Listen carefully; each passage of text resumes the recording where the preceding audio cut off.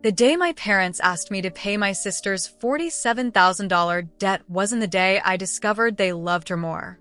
It was the day I stopped pretending it didn't destroy me.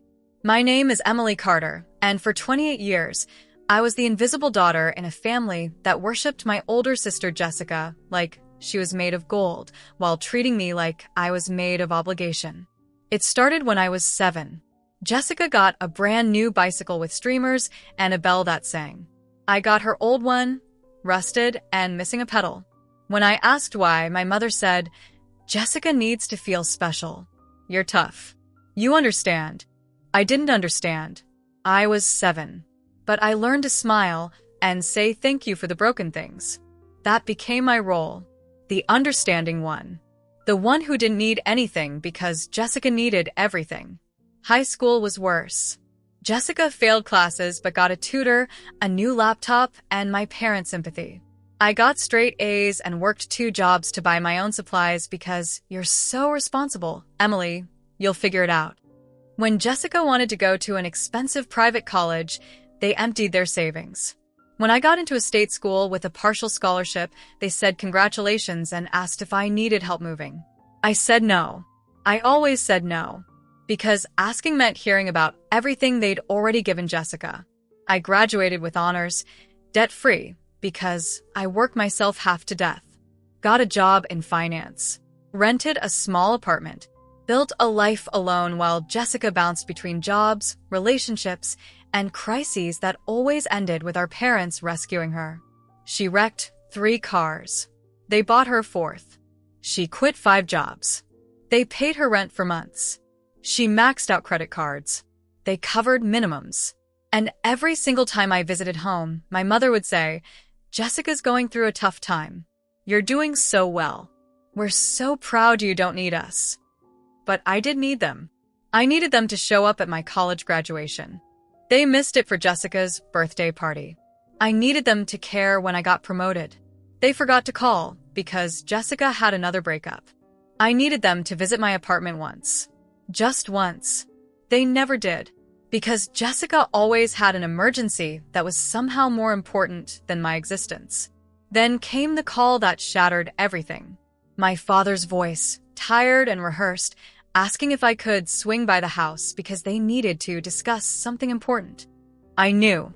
I already knew. Because Jessica always needed something, and I was always the solution they turned to when their money ran out. I sat across from them at their dining table, the same table where Jessica always got the biggest slice of cake, the most attention, the loudest applause. My mother's eyes were wet with that practiced sadness she used when asking me to sacrifice. My father looked everywhere except at me, and between them sat Jessica, 30 years old, arms crossed, looking annoyed that I was even there. "Emily," my mother started, reaching for my hand. I pulled it back. Jessica made some mistakes with credit cards and loans. She owes $47,000. The creditors are threatening legal action. We can't help anymore. We've given everything. But you're doing so well financially. We thought maybe you could. Pay her debt. I finished, voice flat. My father nodded. Just until she gets back on her feet. You know how hard things have been for her. I looked at Jessica. She wouldn't even meet my eyes. Just stared at her phone like this conversation was boring her. And something inside me, something that had been bending for 28 years, finally snapped clean through. "No." The room went silent. My mother blinked like I'd spoken another language. My father frowned. Jessica finally looked up, shocked. "What?" my mother whispered. "No. I'm not paying her debt. I'm not paying a single dollar. If you've made it this far, leave a like if you've ever felt invisible in your own family. You're not alone. Emily, don't be selfish," my father said, voice hardening. "Family helps family." I laughed. Actually laughed. Family helps family? Where was family when I worked 40 hours a week during college? Where was family at my graduation? Where was family when I got promoted and called to celebrate? Where was family every single time I needed someone to just show up? My mother's face flushed. "We've always been there." For Jessica, I cut in. "You've always been there for Jessica. I've been an afterthought for 28 years. The responsible one. The one who doesn't need anything. The one you only call when Jessica needs saving. That's not fair. Jessica finally spoke, voice sharp. I've had a harder life than you. Things don't come easy for me like they do for you. Things don't come easy for me, I said, voice rising. I worked for everything. Everything.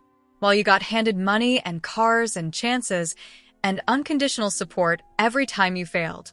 I got handed Jessica's old things and told to be grateful. Emily, we're asking you to help your sister, my father said firmly. This is what families do.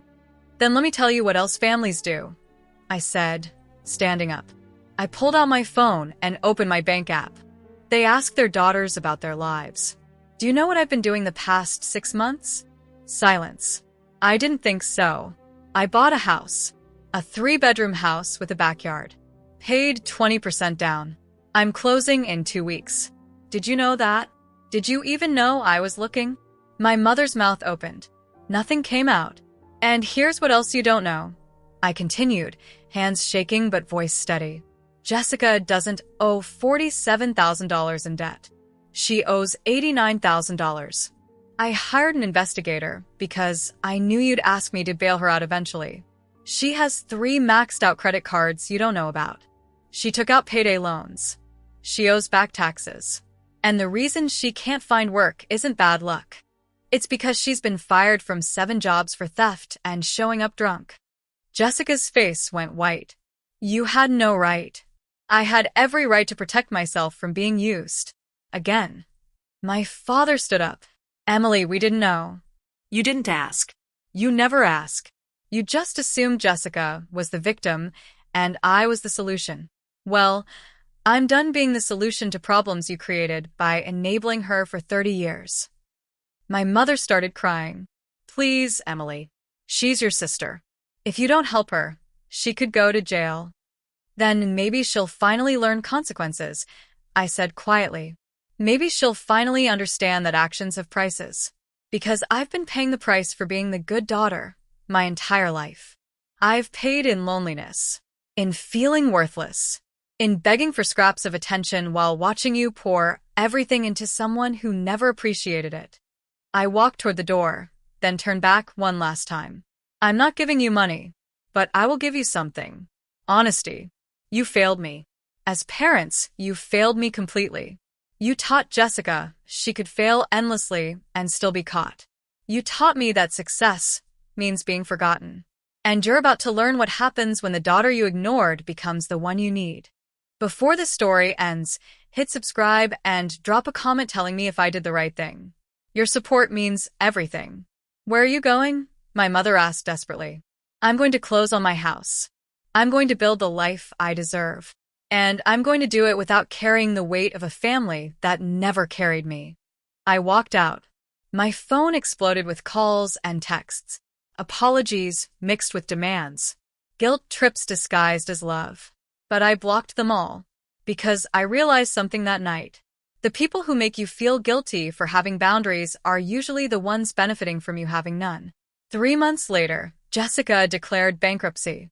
My parents had to sell their house to cover their own debts from years of funding her disasters. They moved into a small apartment. And I closed on my beautiful house with its backyard and space for the life I built alone. They called me selfish, cruel, heartless.